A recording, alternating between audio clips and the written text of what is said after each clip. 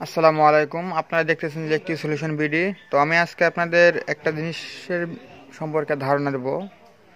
সেটা হলো, আমার হাতে দেখতে পারতেছেন এটা একটা কেডিএস বা কেএসডি 301 টি 250 ভোল্ট 10 এম্পিয়ার।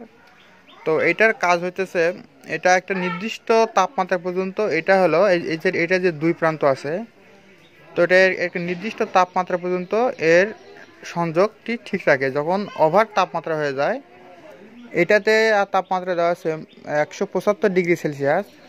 তো এইটা সাধারণত রাইস কুকারের ভিতরে থাকে। তো যে সকল রাইস কুকারে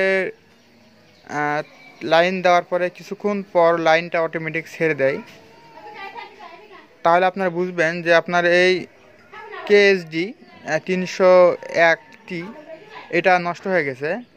তো এটা আপনারা বুঝবেন হলো, মনে করেন আপনারা রাইস কুকারের লাইন দিচ্ছেন, এটা চলতেছে দুই চার মিনিট বা 2-10 মিনিট পর অটোমেটিক লাইনটি ছাড়া দেয়।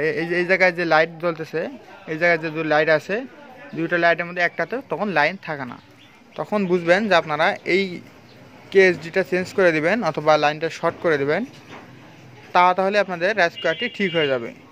তো আমার ভিডিওটা যদি ভালো লেগে থাকে তবে অবশ্যই আমার চ্যানেলটি সাবস্ক্রাইব করবেন, এবং ফেসবুক থেকে দেখলে আমার পেজটি ফলো করে আপনার মূল্যবান মতামত কমেন্টে জানাবেন। আসসালামু আলাইকুম ওয়া রাহমাতুল্লাহি ওয়া বারাকাতুহু। ধন্যবাদ সকলকে।